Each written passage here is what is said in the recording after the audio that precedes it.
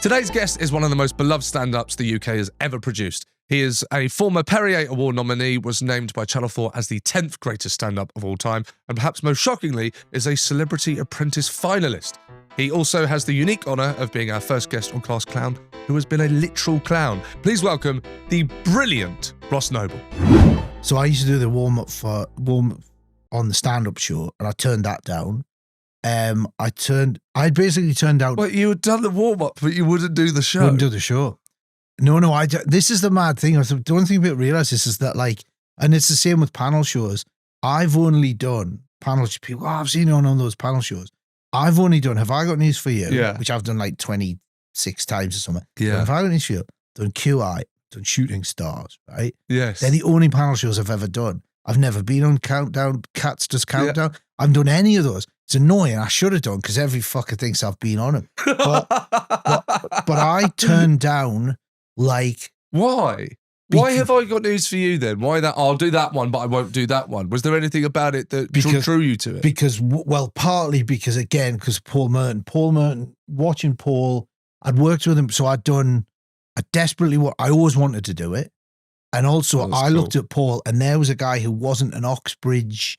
There wasn't an Oxbridge guy. Here's a guy that was like, this is a regular bloke. Yeah. Who was talking about the news and was holding his own. It was quick enough to hold his own with all of those guys. Yes, yeah. It just felt like it was so I turned down like Buzzcocks. My whole thing was I just turned out, and I still do now. It's like, even though I still appear on things now, Thanks for doing this, by the way. No, but again, there's loads of podcasts, and it's one of those things where I'll only go on a podcast if it's like, if I listen to it or I really like the person that's doing it. You know what I mean? Which ones? I'll be honest with you. I've listened to a couple. I haven't listened to all of it. No, but it is that thing of like, it's like, you know, the fact that I wanted to come on the dog one. Oh, yes. You know what I mean? Because it's that thing fantastic. of like, you know, it's one of those things where I go, I really like you and I really like Jack. Yeah, and it's that thing of like, so anyway, this is all fine. This is a conversation that we should be having over. I know. But it's one of those things where I always say that, I say that now to new comics coming through, is saying no gives you so much fucking power. Yes. But even now, it's that thing of like, I think there should be a thing. There should be a CV. You should have a CV of things that you've told people to fuck off with.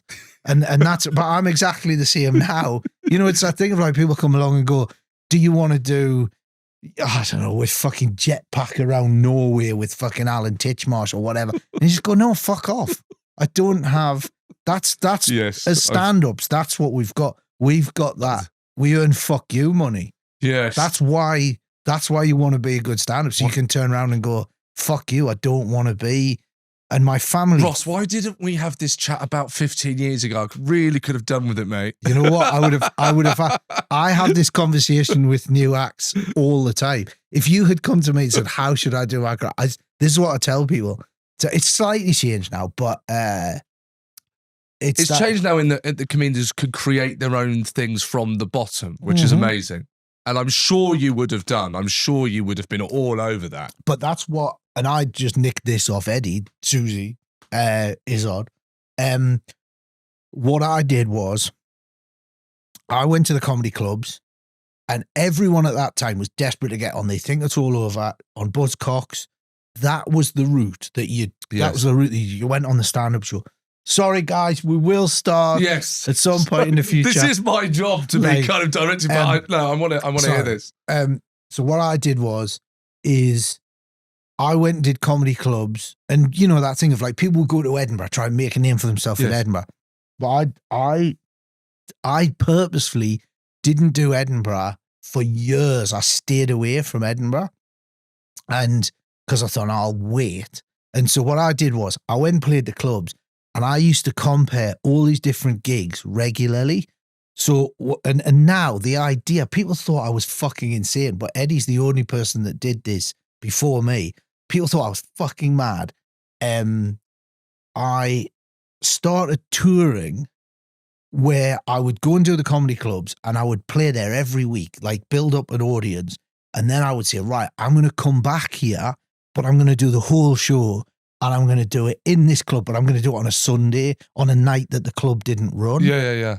And I got to the point where, so I went around and then the club might hold 100 people. So I'd turn up and I get 50 people. Then I did 100. And then I went to the arts centres. Yeah. And I built it up like that. So by the time I got to Edinburgh, I was already doing, like, I was already had that going on. And then when I went to Edinburgh, first time I went to Edinburgh, when it took off there, that's when, instead of going down chasing that telly thing, I went out and I played places like the Dance House in Manchester, and you do 400, then you do 2 nights, and then I built it up. So I was already selling.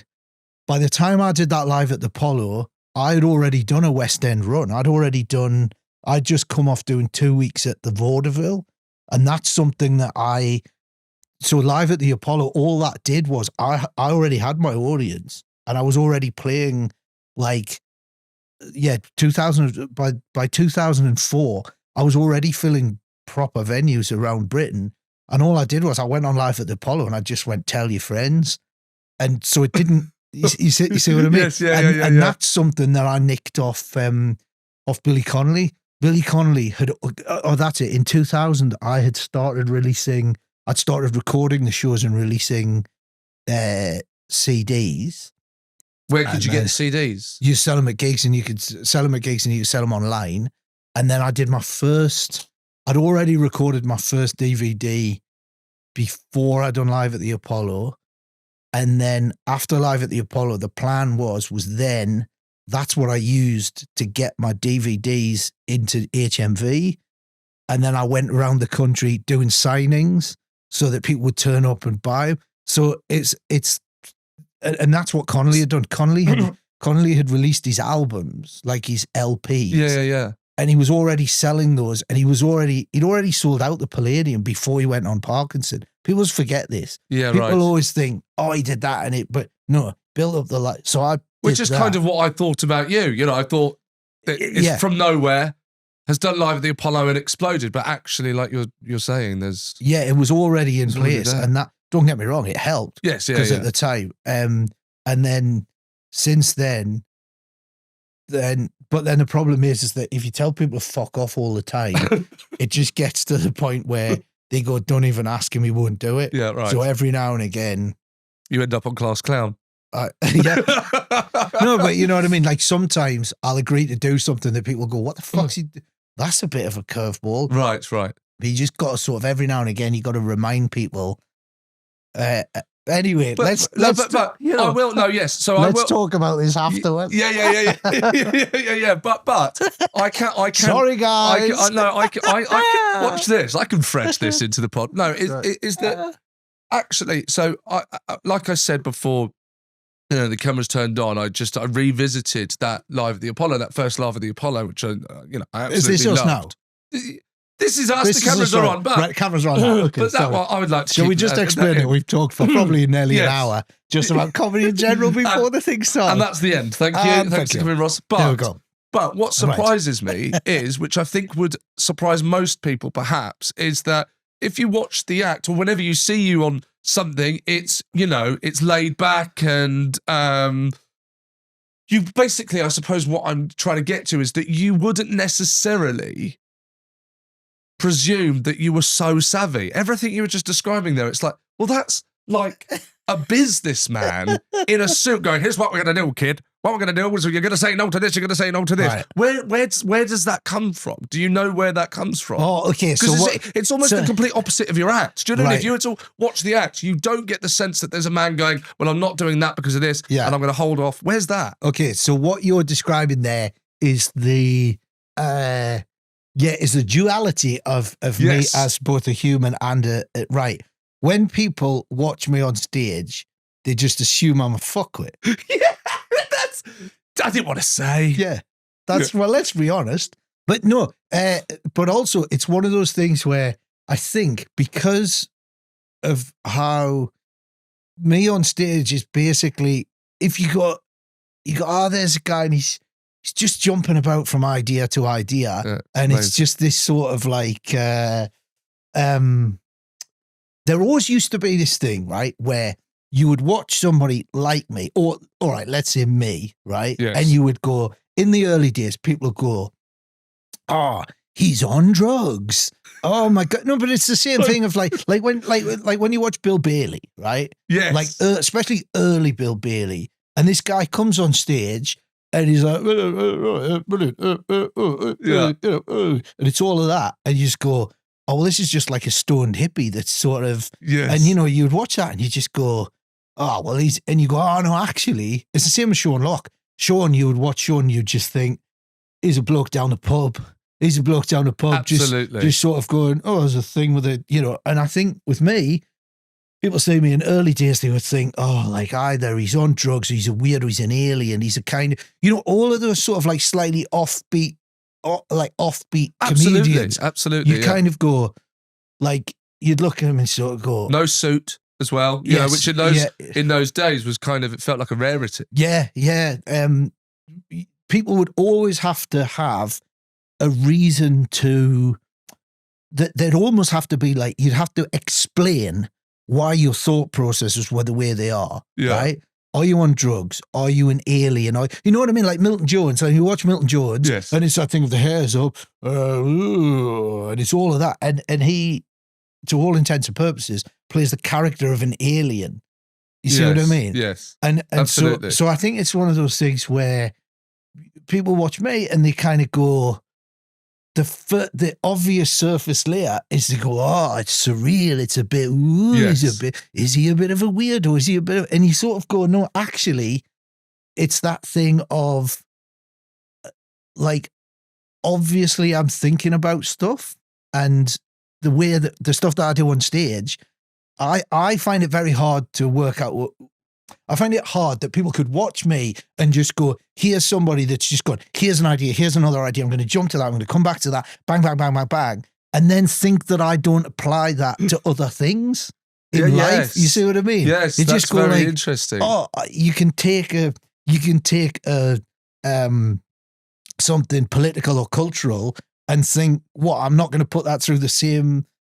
I'm not claiming that. Yes. I'm not claiming to be a public intellectual. I still very much identify as a fuckwit, but it's one of those things where you just sort of go, oh, well, because this stuff is so stupid.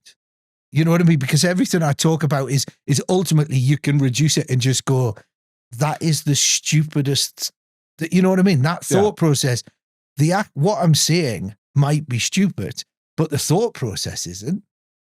Does that make sense? Absolutely, it absolutely makes sense. But also, I think to have that act and for your mind to go all of those places, it still has to come from somewhere. It's still real, even though that's what I thought yesterday when I was rewatching it. Is as like you say, if you were going to lazily brand it something surreal, and very much today, if you were just landing on the scene today, at some point, ADHD would have to be referenced during this set. And you probably don't, I don't know why you would remember this, but you say you're talking about the supermarkets and the dog food, and you actually say to anyone. This was 20 something years ago. You say 25 years ago. For those in the audience that find it hard to concentrate. And I thought that's so strange because today that would be, you would probably say, for those of you with ADHD, and it was.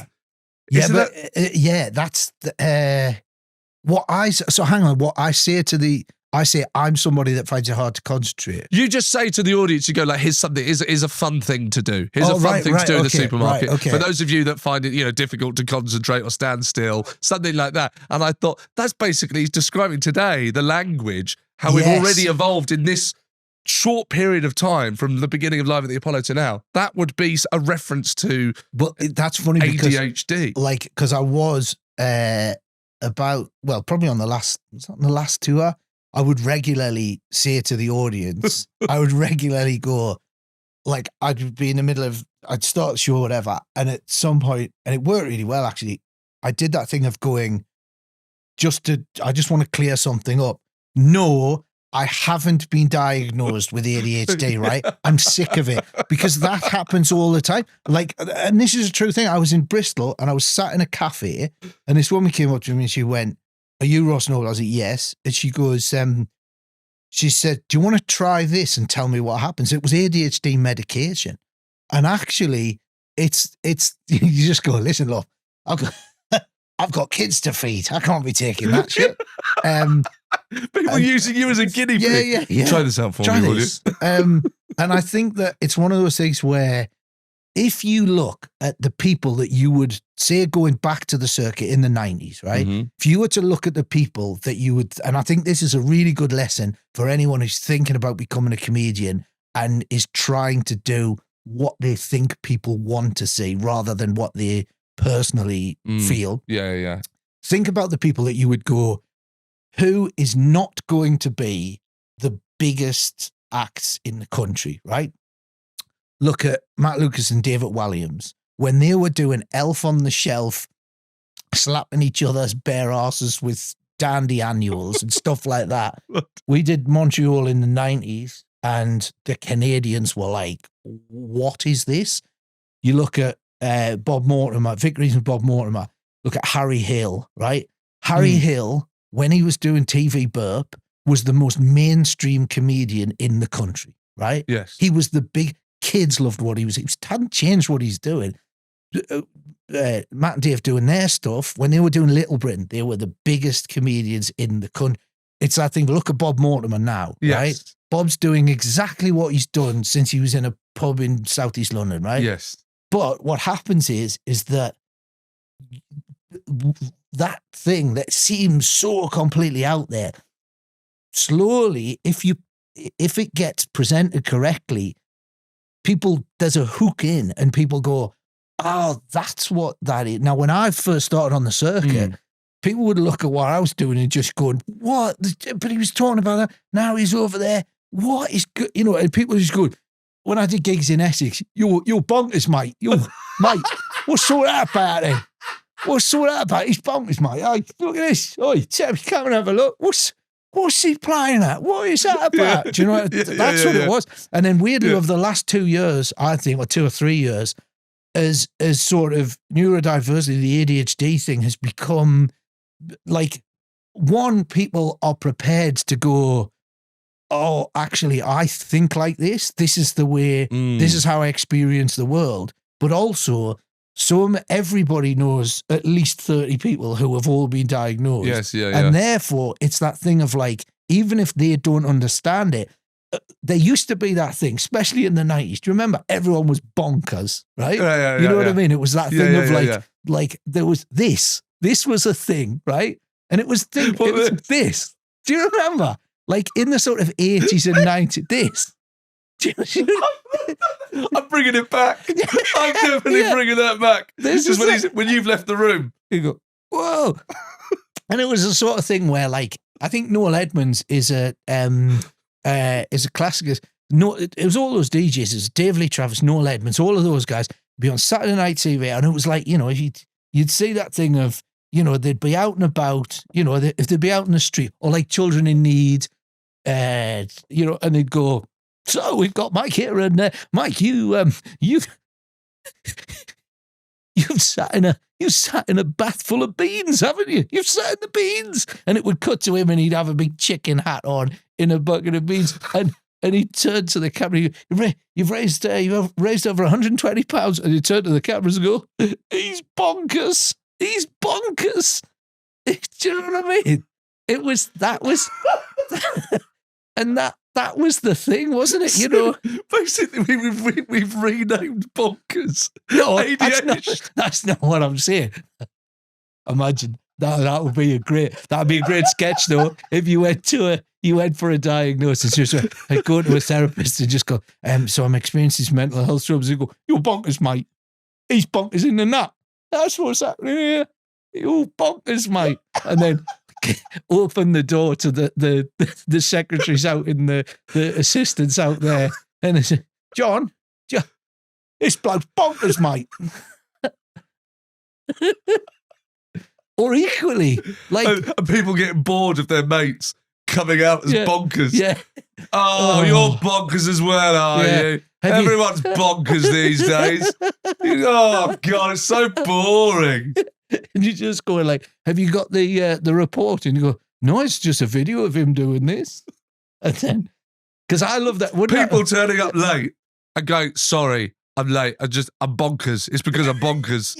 I went and saw the doctors. I thought there was something wrong with me, but I'm bonkers. It's bonkers. And it's really, do you know what? Knowing that I'm bonkers has really helped. It's really helped. Yeah.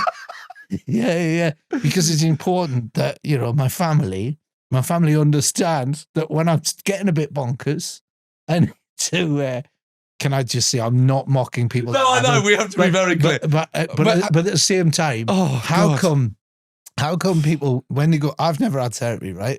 Turns out. How comes when people go for therapy and they go like, oh, I'm experiencing this and, and blah, blah. Do you think a therapist ever just goes, no, you're just a twat? Do you know what I mean? Like, sometimes just go like, they just, I'm finding it, I find that like, this is my, in my relationships, I think it's what I've got these issues and I think it might relate to childhood. And the therapist just goes, no, you're a knob. Some people are just knobs. We've got a knob here. You tick. You're a knob. Just quickly, sorry to interrupt. I know you're loving the pod. Just to let you know, my tour is going to go on sale very soon. It's called This Is Torture. But there is already a date, a London date at the Hackney Empire in October 2026. So please go get your tickets for that. And yes, I'll be announcing the tour soon, so look out for that. Anyway, back to the pod. Thanks very much. But hang on.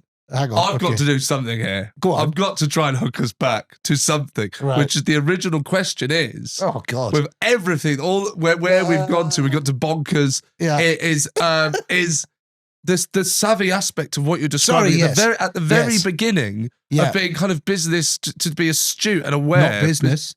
Well, it kind of is show business, isn't it? No, saying no to all of this. No, not business. Okay, you tell me. Because business, I've never done. And this is probably I read it was a thing saying like a preview in the newspaper on tour at the moment. And it said something like, it said something like noble, another brilliant tour or whatever, but maybe didn't achieve the heights that were expected or some sort of like, there was some weird comment about like, and the thing is that my whole thing was I never set up, because the other thing is as well, I started in the early 90s, right? Yes. Stand-up wasn't a thing. It just wasn't a thing. You still... What do you mean by it wasn't a thing? Because you could do it, evidently. So what do you mean by it wasn't a thing? When I say it wasn't a thing, there was so you've got the people who... And then I will have to start the podcast. Have we not started yet? Yeah.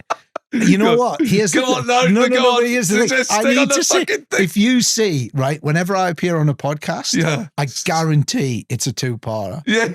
Every time. And I forgot to say that to you. Yes. It just will be. Turns out he's somewhat loquacious. So the point is that like the people who were just about to get, the people who were massive on the circuit and who were just about to become huge, right? So Frank Skinner was already on TV.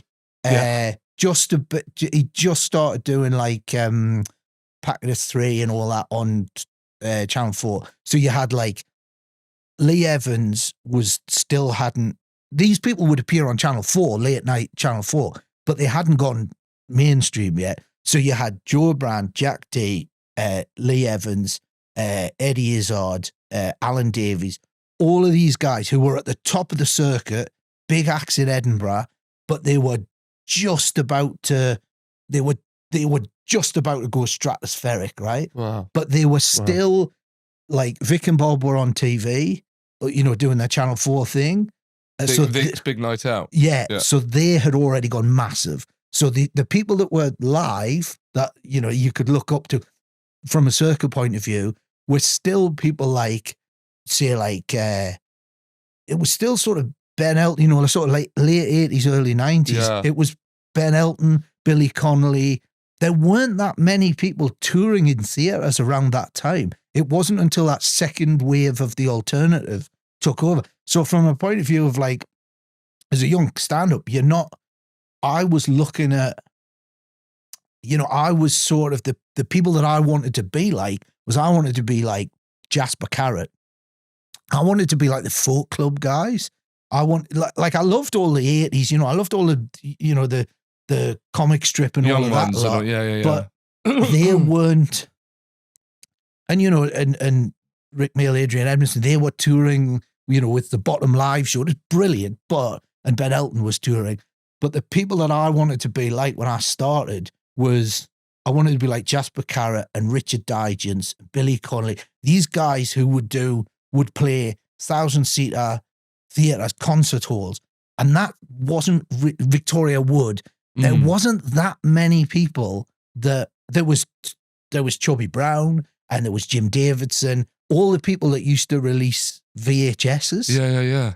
But again, there wasn't that many of those people at the time. And the idea of becoming a stand-up wasn't, the biggest stand-ups in the country were Jasper Carrot, Billy Connolly, Ben Elton. They were the people that, so from my point of view, I didn't look at it and go, nobody played arenas. Nobody played. So it was one of those things where you didn't look at, and also those comics did, Jasper Carrot had his, he had his TV show. They had their TV shows and then they did stand-up. They weren't doing game shows. Connolly was doing his travel shows, but you were a comedian. And also there was no celebrity, there certainly wasn't a celebrity culture like there is now. You wouldn't be on shows that began with the word celebrity. 100%, yeah. So from that point of view, my goal when I started was I wanted to be a stand-up comic, but I wanted my own audience and I wanted to be able to play in theatres to my audience. And from my point of view, that's what I wanted to do. And anything else that I knew I had to go through the club thing, because again, I really respected the variety comics. Like, of course, there was like Ken Dodd and people like that. I knew that to be, and this is the other, sorry, I will get to your question, like a politician, and we've got more police officers, we've got more teachers. But so, so it's one of those things where that was my ambition from the very start.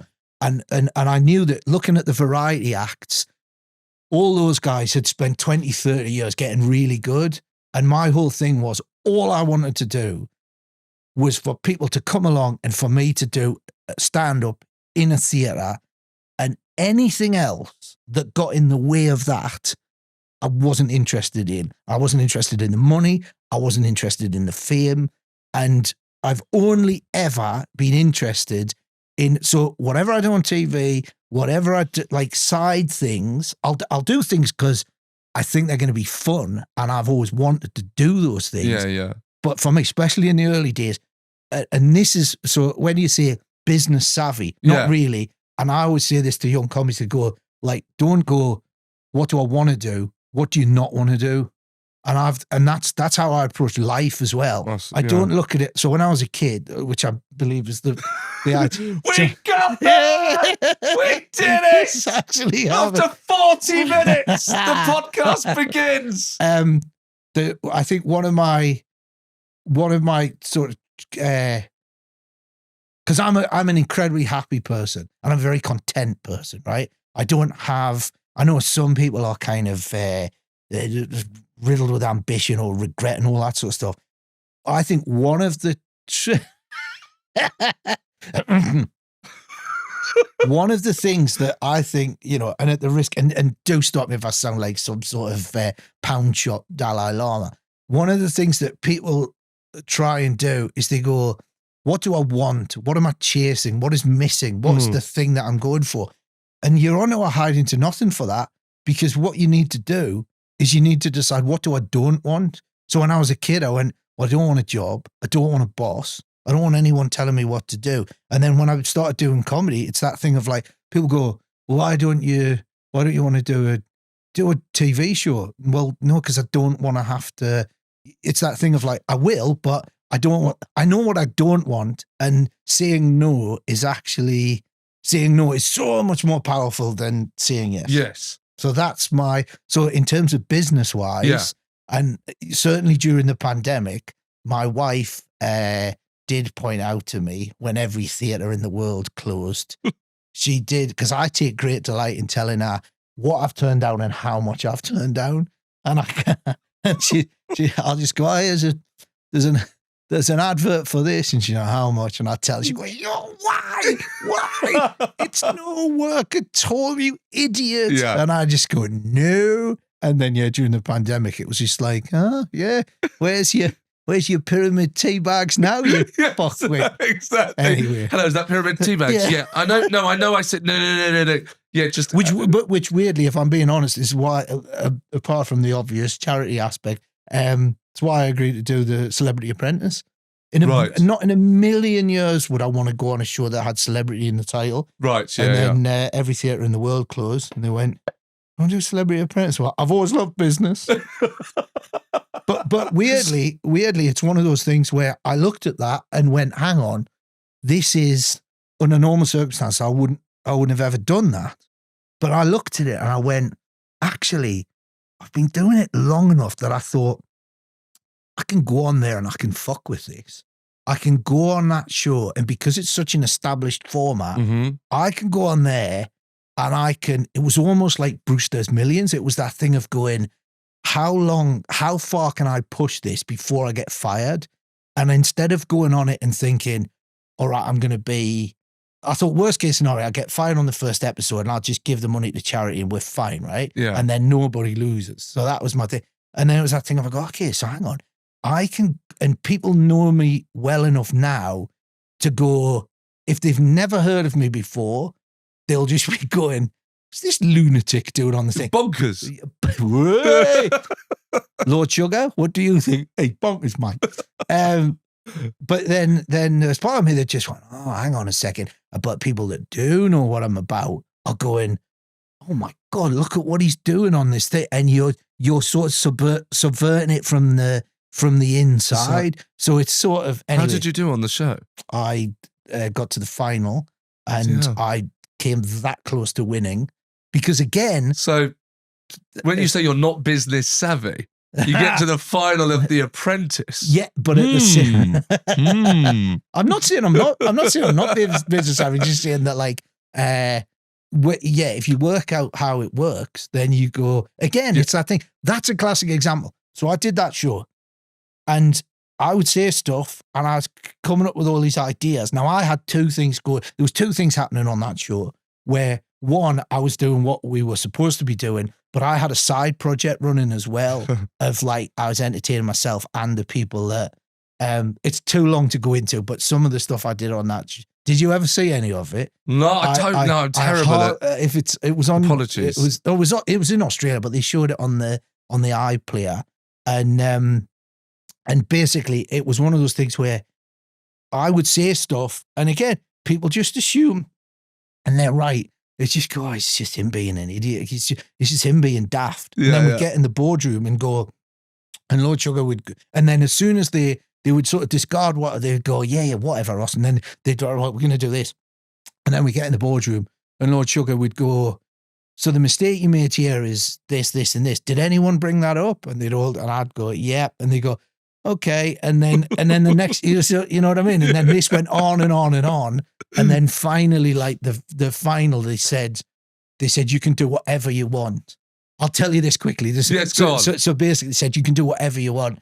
And I said, right, well, how are you going to make the money? I said, I'm going to rob a bank. Right. And everyone it's just the production crew just laughing, you idiot. And I went, no, we got to raise the money. We're going to rob a bank. So what I did was I set up this, my plan was I set up a fake bank heist and charged corporate companies to come along and experience what it's like to be involved in a bank heist. That is brilliant. So I had, I set up a fake vault with lasers. I got a stuntman in a getaway car, and I built a fake wall, and I had people zip lining like abseiling out of windows, explosions going. What I did was I set up what was essentially an action movie. Yeah. And it was that thing of like, I looked at it and went, so when the final episode went out, there was me and there was explosions going off and we had the getaway car smashing through and like all this stuff going on.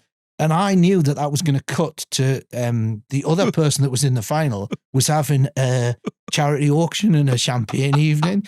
And I've got people literally in getaway cars going, ah! But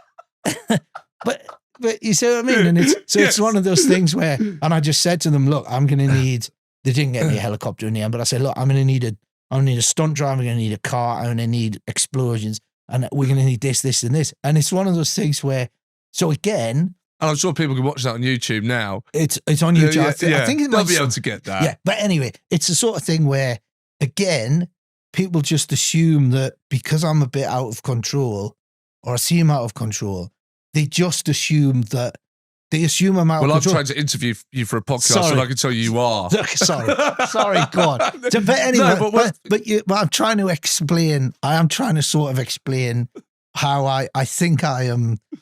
Oh, am I going to say that I'm misunderstood? That sounds like very pretentious.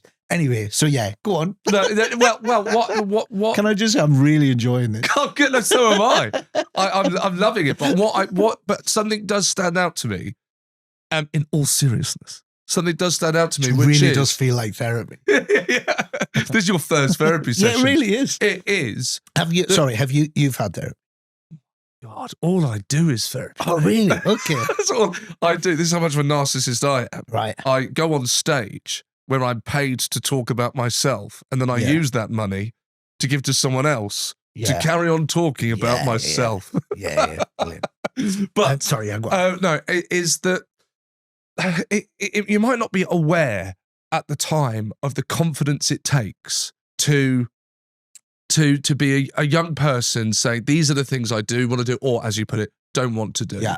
And then to go and achieve them it would be weird for you to say it perhaps, but when you listen to it, it's remarkable. Essentially, it's a kind of classic tale of boy with a dream achieves dream. The odds are almost no matter your background, almost. Yeah. And of course, with exception, it's always extraordinary when someone has something they want to do with life, and they go out and do it, right? It's remarkable. It really is.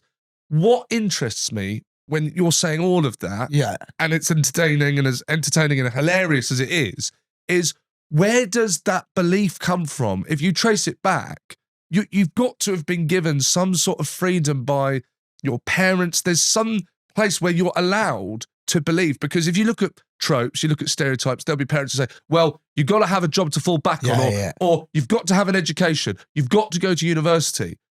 It sounds to me, even with everything that you were saying, and we hadn't even really started class clown yet, where's this person find I got an incredible the self-belief to do that? Incredible confidence from going to some of the finest fee-paying schools. Yes, exactly.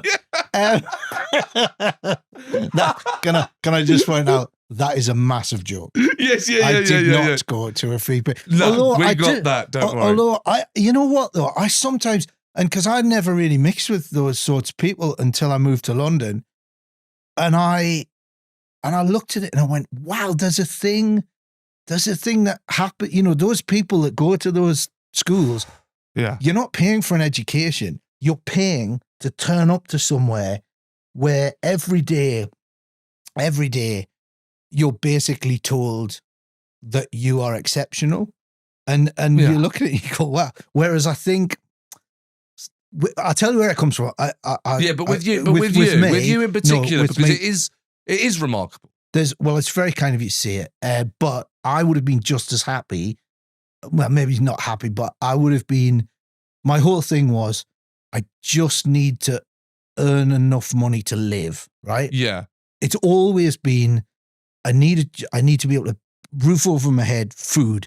That's all I need. And if this all the extra trinkets and loveliness I get to experience now, if I had to go back to running, if I had to go back to running a comedy club and just doing my thing, and as long as I could still get out there and express myself, I'm incredibly, I never take it for granted. It plays beautiful theatres. I get to travel the world and do what I love. Amazing. But at no point do I ever take that for granted. And I never take for granted the fact that people have got a babysitter and that they've, Absolutely. and you know, that's, but if I had to go back to where it comes from with me is, so I was dyslexic, so I am dyslexic. So when I was 11, here's the thing, right? I don't know if you know this about me, but I'm quite good at talking, right? And I wish you'd just say something, Ross. It's a podcast. When I was a kid, come out of your shell. Come on. I mean, he's very outgoing on stage, but off stage. I'm going to finish this and say to the producer, God, did I have to work for that? There was a bloke. Yes, I was in a cab yesterday, and the guy. No, Ross. Okay, sorry. No. Okay. Back to the answer. All right. So when I was at school, I was terrible at school, right? Right. So like really terrible. So I managed to get away with it till I was about 10. I was probably 8 when they started to know something wasn't right. I was. When's this then? When would this have been? So I was born in 76. Okay. So yeah, so it was one of those things where I was awful at school. But the thing was, what do you mean awful? You're naughty? No. In terms of like academically. Yeah. Okay. Like, and the problem is that, you know, teacher would ask the class something, put my hand up. You know, it's one of those things where I could answer all the questions. I could, you know what I mean? There was like, they'd go, okay, stand up in front of the class, tell us a story. Like, we're going to do an art thing, you know, I'll do that. And then it kind of like, does anybody, you know, I've always been very inquisitive, right? And it's one of those things where I've, you know, they would always sort of go, oh God, he knows a lot of stuff for like a little kid. And that was partly because both my parents were teachers, and my dad, and my dad was a science teacher, and he would, and so I had this brilliant thing where I was terrible academically. Like I've got two. I mean, there's an irony to that with but it was a perfect storm though. So like for example, so I've got 2 GCSEs, right? Mm. And one more than me. Oh, what have you got? What a drama. There you go. So I've got art and drama, right? No, I've got performing arts. So I've got a C in the art, right? And I've got an A in the performing arts, right? So my results very much skewed the if you know across the whole year group, kind of skewed it because there's not a lot of kids get an A for something and then fail everything else. You know what I mean? Yeah. And that, in fact, during the pandemic, I went to my eldest daughter. She was on her laptop and she's working away. This really made me laugh. And I walked into her room and I said, do you need any help with any of your schoolwork? He was trying to make the effort. She didn't even look up. She just went like this. If it's art or drama, I'll come and find you. But so I got diagnosed as dyslexic when I was 11. Had just a really awful time, like academically. But my mum as well. But my dad, right? Because I've always been very sort of enthusiastic, very inquisitive about stuff. And it's one of those things where I could go to my dad and I could literally, you know, often, I'd be in bed and I'd come down when I was little and stuff. And I'd come down and just go like, how did the world begin? And, you know what I mean? And some parents would just go, or like I'd go, what are we made of? You know, those sorts of questions, you know, what happens after you die? Like all that type of stuff, like when I was little. And my dad, instead of sort of saying, instead of like, I think I hear from a lot of people, their parents were like, and it was one of those things where my dad would literally go, okay, well, some people believe this and then we're made up of this. But he would do it in a real sort of, like in a really accessible way. It was a bit like that's why I really like, people like Brian Cox, Professor Brian Cox, I'm sure you like the other one as well. Oh, yeah, I do. But he's shit at science. Do you know what I mean? I say, can you talk to me about the Hadron Collider? Fuck off. Oh, God. We booked the wrong one, lads. It'd be great, wouldn't it? Yeah. If literally you turned up to a theatre to see Brian Cox's universe. And it's just like, excuse me, can you tell me about the atomic density of the fuck off? So I was really lucky, and my dad was the sort of guy who, like, I remember us being on holiday and like it's like a dead sheep, and I could have been a serial killer actually, but and I was just kind of like, and there's that thing if you go, there's a dead sheep there, and he kind of talking about death and all that sort of stuff, and him picking things up and just when I was 14, so when I was 14, I'll make this as short. It's a long story, but basically, I learned how to build flash boxes. So like when when the fairy godmother appears in a pantomime, and there's the explosion, like that.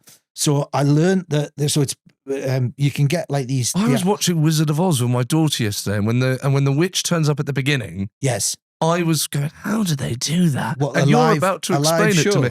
Well, it's in a wide shot and it's in a studio, so there's still. Oh, right, okay. I imagine it's the same kind of setup. Yeah, it's odd. I had a question last night with my daughter, and you're about to answer it. Right. It's magnesium powder in a small dish. You can also get nowadays they have actual sealed theatrical maroons that you put a power, you put an electric current through and they explode. But back then it was basically you'd have magnesium powder that you'd buy from a theatrical, from a theatrical suppliers, and then you would have. So I would build these. So my dad let me do this. It was one of those things where you would make like a detonation box. You're essentially making a bomb, and then you'd take a light bulb, an old school light bulb with a filament in it, you'd break off the bulb so that it would glow, and then you would put that into the magnesium powder. Right. And then you'd run a cable, and then when you press the button, and I used to get biscuit tins and I'd wire them up with buttons and stuff, and then you'd be there like that, and then you'd press the button, and then the filament would fire off when there'd be a big puff of smoke, more powder, the bigger the smoke. And then I realized that you could do it with, I used the servo motors from my, an old radio controlled car, so that then you could basically, it was all wired up, but you could trigger the button when you weren't next to the thing. And it's one of those things where like, my dad was just like, yeah, if you want to do, we'll do that. And it's sort of, so I had this sort of, whatever I was interested in. You were indulged in a good way. Yes. In a sort of, you're quite, oh God, no, absolutely. I was incredibly lucky. And so it was the sort of thing where, because I struggled so much at school, because on the one hand, I was desperate to learn about things and I was really passionate about stuff. Because of that, it was the sort of thing where my parents could see that I was terrible, academically awful. But if you said to, but at the same time, it's that thing of like, you go, well, he can get soldering iron and work out how to wire things up. And, And so on the one hand, I could do all the things that on paper I should have been learning at school. I could work it out and do it myself. But if somebody wrote it on a board, because of my learning difficulties, I would literally sit there and I just couldn't do it. And I was stare out the window daydreaming all the time.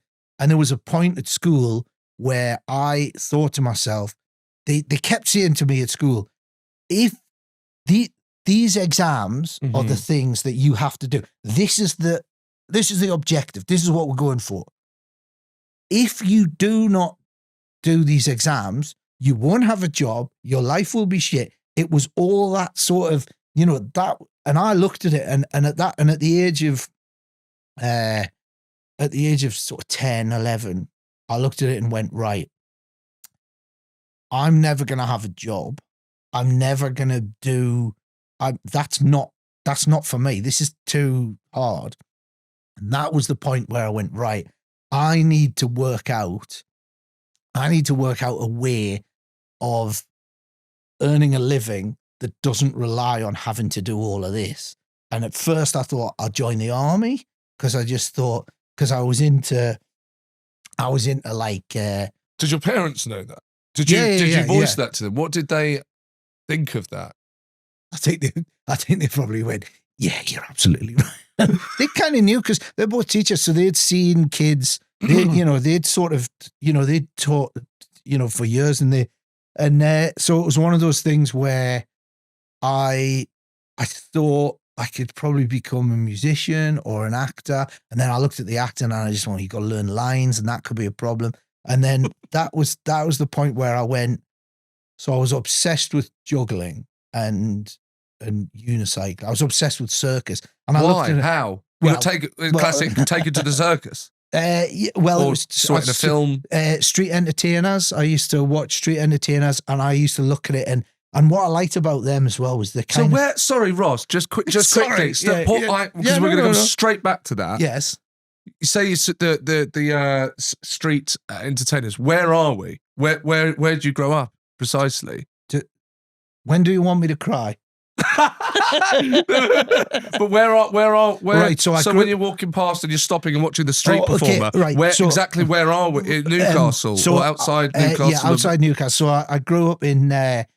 This was the other thing, right? Where I grew up was sort of a place called Cramlington, and Cramlington, right. It's 8 miles. Tell me about Cramlington. It's 8 miles north of Newcastle, right?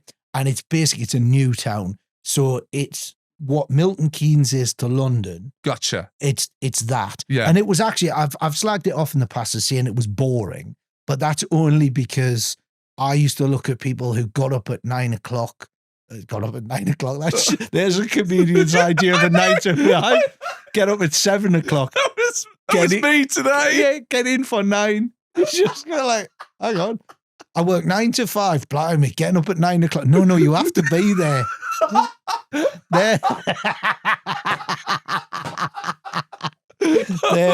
There's somebody who's never had a job. Right. But good, so it was that thing of like, and it's a great. What was it called? Sorry? Cramlington. Cramlington. Yeah, named after Cramel the Dane. He was a Viking who came over and conquered the northeast and Cramel's town. Anyway, so boring, but that's because people had to wake up to get to work for 9. Yes, for 9. So it was kind of like very suburban. Everyone, lots of people, escorts and Mondeos, and everyone cleaning their car on a Sunday. And to grow up for a kid, brilliant place to grow up because it was one of the few places in Britain. And I look at it now and just think, bloody, I was an idiot going, oh, this is boring. Yeah. It had cycle tracks that went across the whole town. So you could ride to the big shops. You could be on your bike and you could ride without ever crossing a road. So it was one of those things where as a kid, I was staring out the window and I just wanted to be, I wanted adventure. I just wanted to, this to me, like there, I thought, oh, this is not for me. I can't be doing.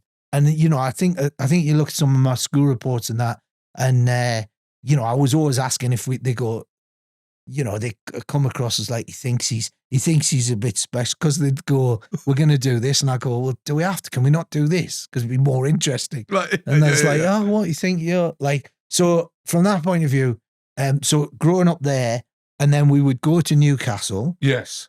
And then you're going to get to the street performer, right? Was that where you're about to go to? So before that, right. One thing that I'm always interested in, I think it's easier to kind of understand this as you get older, which you already have kind of flagged, which is at the time you think it's boring and then you get older and realize it was a great place. Yeah. Do you now see yourself as a kind of product of the town that you grew up, that you, Ross Noble, are connected to that town that you grew up, and how? Wow. That's interesting.